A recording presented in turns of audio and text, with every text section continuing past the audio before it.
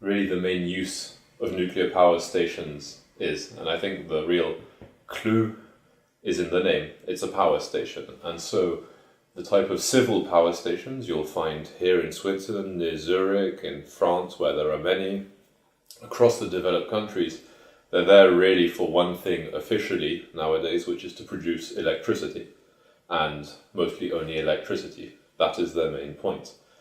If you look at the history of nuclear power plants, they previously had a dual role, which wasn't so much the case in Switzerland, but was the case more in France, in the United Kingdom, the US, and the Soviet Union at the time, which was to produce also as part of the byproducts of the electricity generation process, if you like, effectively fuel for nuclear weapons. And all of these countries had nuclear programs. And so, do they produce anything else other than electricity? Well, as with most processes, you have byproducts. And so if you think about the very basic process which produces power, so what's happening, you have a fuel of some sort, so a uranium isotope, and something happens. So here you're going to have neutrons bombarding it, it splits into two, but there are byproducts. So this thing has split in half, this atom has split in half, and something is coming out. And so these isotopes which come out are typically radioactive, and the process, as I mentioned, involves neutrons flying about, splitting these atoms. And so actually one of the small side uses for a nuclear power plant is as a source of neutrons, which can be used in scientific research. But nothing really useful for many people, other than maybe a few medical things and some things for scientists.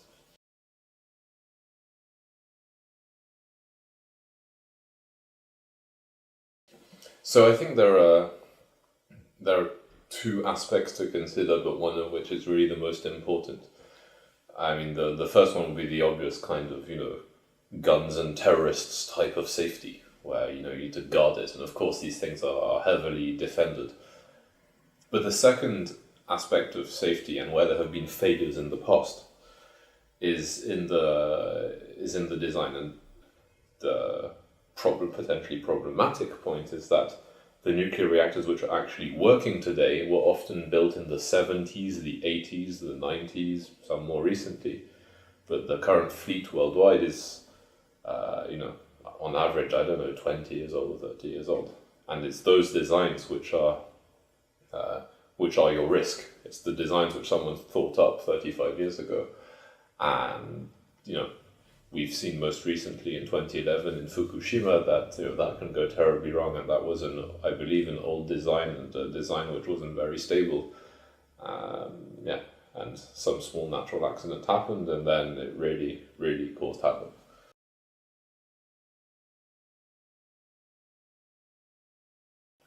Sure. So the main problem you have is actually the problem with overheating, right? I mean, per se, it just becomes hotter, but what is the problem here? And the problem is that you have, or the problem has been, that a nuclear power plant has, so it's solid fuel and all this doing whatever it does, but also liquids going around, or water cooling the system, as it has to. But as you know, if you heat water too much, it turns into steam and suddenly occupies 100 times the volume. And that's where the problem comes. So if you look, for example, back to 1986 in April, Chernobyl. What happened in Chernobyl? Well, the operators made a mistake in the way they were testing a shutdown procedure, and the reactor started overheating. And then a huge buildup of steam within the reactor blew off the top of the reactor, basically. And it's that explosion of steam which laid bare the insides of the reactor and created a huge cloud of radioactive isotopes flowing over the whole countryside, and eventually got all the way to Ireland or wherever it got to. But it's that problem is that you really put at risk the structural integrity of the system if it overheats, because you can create stresses under heat, and water can turn to steam, and that vapor can explode. And that is, if you like, the direct mechanical cause of the problem. if you think back to the example in Chernobyl, what you have is that there you create this huge cloud, this huge explosion due to steam, but that also carries with it the radioactive isotopes which are inside the reactor, and so they blow and they go into a huge cloud in the sky and then flow over the whole of Europe, and that's where the problem comes from. In the case of Chernobyl, it was actually a user error, so they were trying to do a procedure, I believe, a simulated shutdown procedure, and actually they couldn't properly. They were trying to simulate an emergency and actually ended up creating an emergency at the same time. A similar process happened in Fukushima recently, where again it was a not very well designed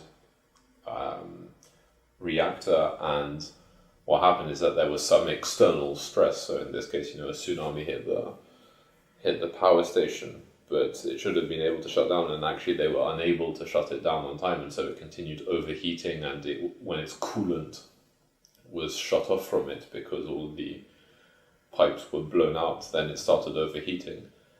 And I think what this really points to, which is important to understand, is that like with so many things, like with aviation errors, it's really human error which causes problems. A very well-designed reactor in the best practice and which had been installed somewhere well thought out would never explode. So if Fukushima hadn't been in an earthquake zone and near the sea, i.e. where tsunamis can happen, you wouldn't have had that nuclear disaster. If the Chernobyl people hadn't initiated some procedure which they couldn't control, nothing would have happened.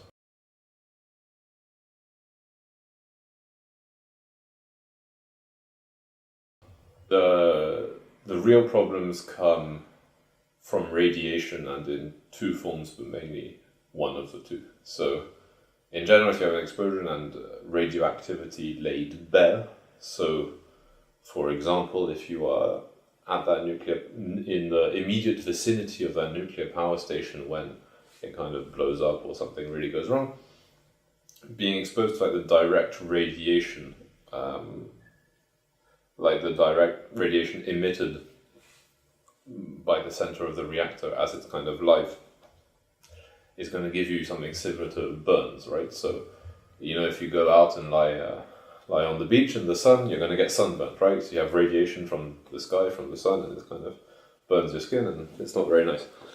Well, the process is ultimately similar from one aspect of radiation. So actually the damage you get from a nuclear bomb, if you looked at photos of Hiroshima in 1945, what you saw was many, many people burnt. So being, the burns you can get coming from, radiation are generally unpleasant. But there's one key problem, which is the second aspect, if you like, of radioactivity, and which is these radioactive isotopes, which are in a reactor, and what happens if you spread them out into nature. So if you have a cloud of radioactive isotopes spreading across the place, you're going to have these things turn up in your food supply, in your water, in the air. You'll breathe them in. And what's the problem with this? Well, ultimately they lead to cancer, is the short answer, right? And how does it do this? So a radioactive isotope is going to emit some sort of radioactivity, hence its name. And what that does is modifies the DNA in your body when the cells it touches.